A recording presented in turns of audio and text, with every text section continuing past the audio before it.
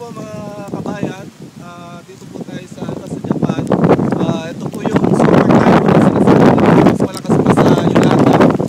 Makikita nyo po, pikiran na sobrang lakas po ng hangin at hinahangin na nga rin po talaga ako. Makikita nyo po, ayan, yung dagat, ang lakas ng alon niya. Yung mga barko, hindi na po alam kung saan sila patungo dahil hinahangin na sila. Ito nga, in-stop nila sa sobrang lakas ng hangin. Yung mga puno po, ayan, nakatayo pa rin, wala pa rin natutumba. Mas matindi po talaga kung ikukumpara natin kay Yolanda ang bagyo sa Pinas. Dito po medyo parang katamtaman lang ang kalakasan nila. Mga kabayan, kung pagsasamahin po natin ang ulan at bagyo, ulan at hangin, malakas po ang bagyo dito, mga kabayan. Tik mo. Ayun. Ikaw naman. Ito po ang kasama ko. Ito na po ngayon ang bagyo dito sa Japan. Tignan niyo po ang alon, nag-umapaw. Malakas po ang alon ngayon. At wala po tayong pasok ngayon, nahihirapan ng mga trainee, mga trabador, lahat ng opisina sa buong bayan ng Hakata Jima ay walang pasok. Nandito po ngayon tayo sa dagat at titingnan po natin ang weather kung tatas ba ang tubig o hindi.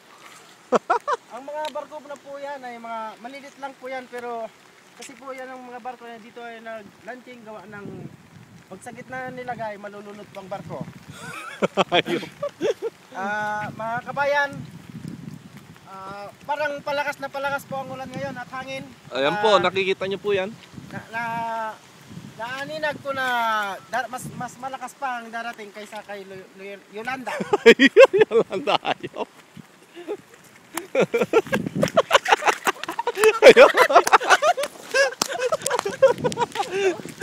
Ayan po.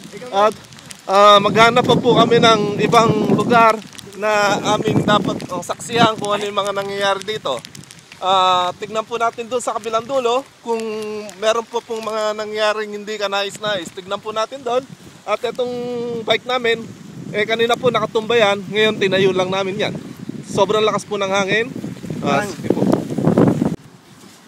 Ito po yung part na yung pangalawa. Ayan po, lumilipad po yung payong nila.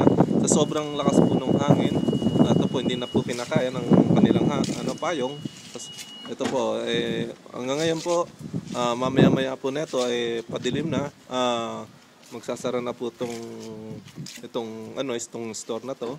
Kaya marami na pong namimili para mamaya maimbak na po nila yung mga pagkain nila at mayroon na po silang pagkain mamaya. Dito po yung kasalukuyan na store na dapat malapit na po dito sa aming tirahan. Ito pong kasama ko medyo giniginaw na po sa sobrang lakas ng hangin. Ito po mukhang bibili na po siya ng alak para pang-inom mamaya. Mga kababayan, napaalis na po itong hapon na to dahil hindi na po pinaya yung bagyo. Ito po ay malakas-lakas po itong ulan na yan. Kung titignan nyo po sa sobrang lakas po yan, tingnan nyo po maingay. Malakas ang hangin, sobra.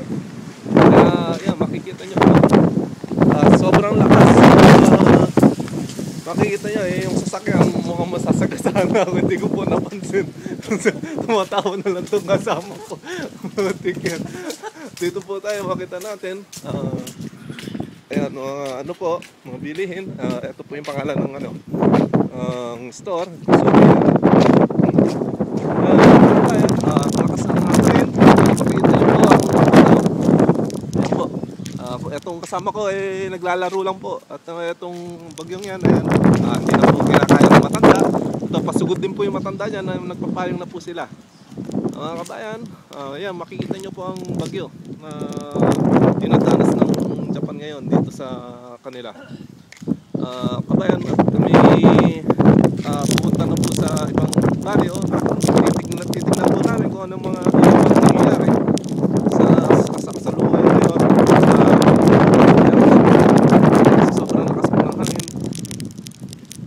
Sige po, kami nagpapaalam na sa inyo at sana ay magustuhan niyo po yung palabas na aming pinakita sa inyo kung ano yung mga nangyayari dito sa Japan. Ayan po ang mga nangyayari sa ngayon at dito po ito po yung kasama ko at kailangan na po namin uwi at masyado na po siya kumigil. Sige po, at kami yung magpapaalam na. Maraming salamat po sa inyo. Hanggang sa muli. Bayan, back to you. Ano?